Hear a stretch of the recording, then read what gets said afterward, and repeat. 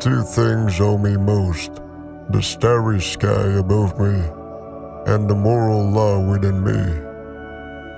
He who is cruel to animals becomes hard also in his dealings with men. We can judge the heart of a man by his treatment of animals. Science is organized knowledge. Wisdom is organized life.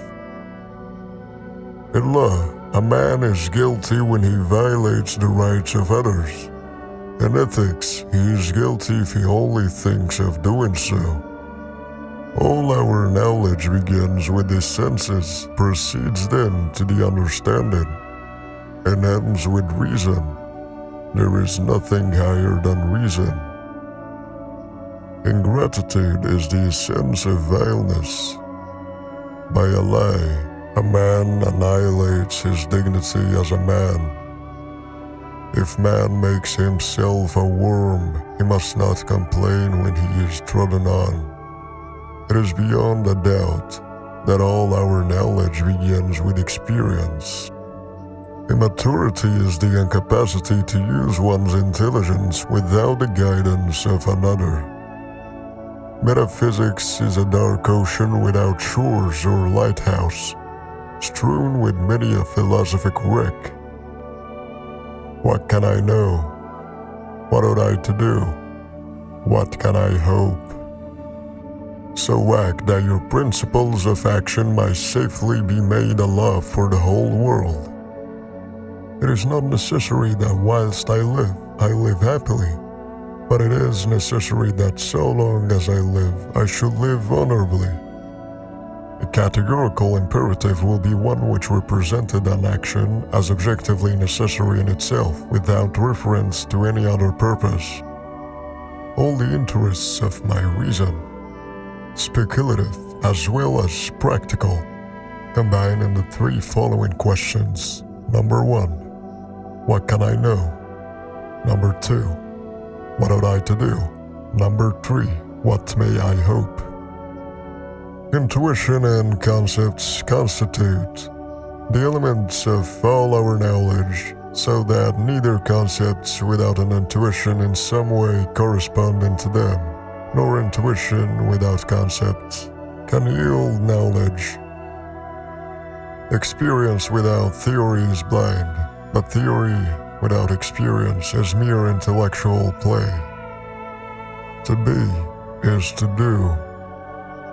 Morality is not the doctrine of how we may make ourselves happy, but how we may make ourselves worthy of happiness. Live your life as though your every act were to become universal law.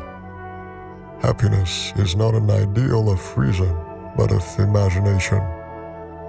Always recognize that human individuals are ends, and do not use them as means to your end. Seek not the favor of the multitude. It is seldom got by honest and lawful means, but seek the testimony of few, and number not voices, but weigh them. I had therefore to remove knowledge, in order to make room for belief. Religion is the recognition of all our duties as divine commands. Thoughts without content are empty. Intuitions without concepts are blind. It is not God's will merely that we shall be happy, but that we shall make ourselves happy. Act that your principle of action might safely be made a law for the whole world. May you live your life as if the maxim of your actions were to become universal law.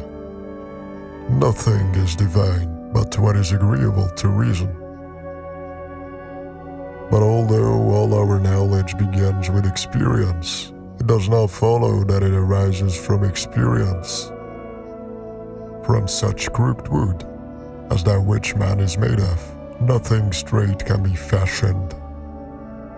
Out of timber so crooked as that from which man is made, nothing entirely straight can be carved.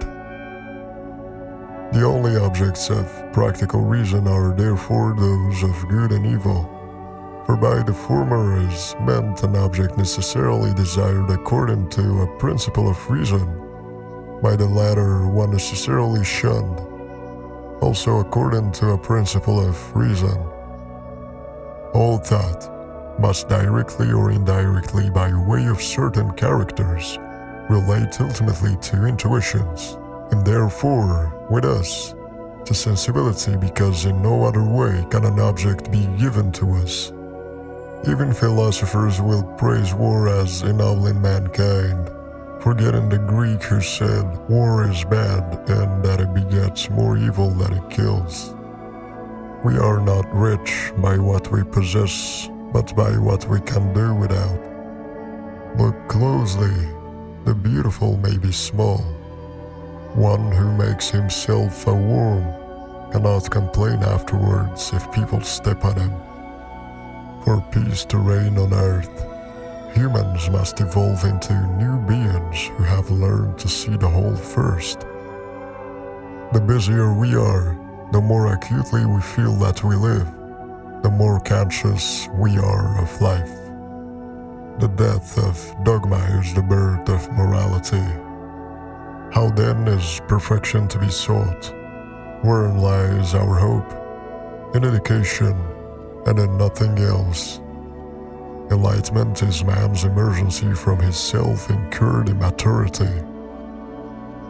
An action to have moral worth must be done from duty.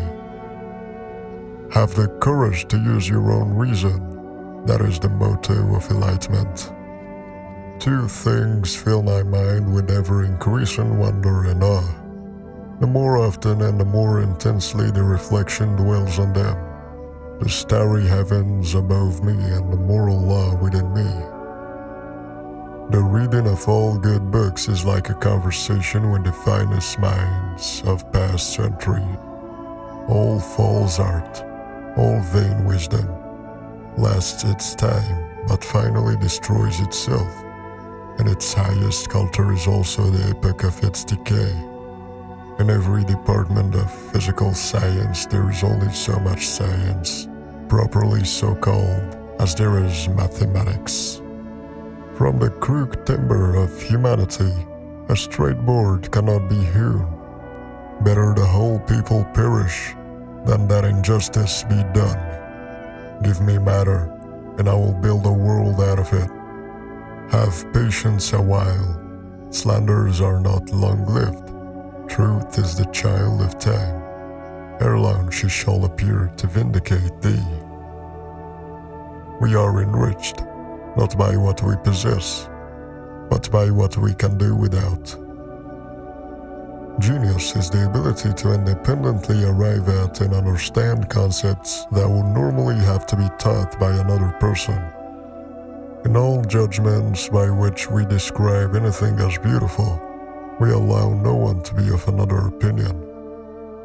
There is something splendid about innocence, but what is bad about it, in turn, is that it cannot protect itself very well, and is easily seduced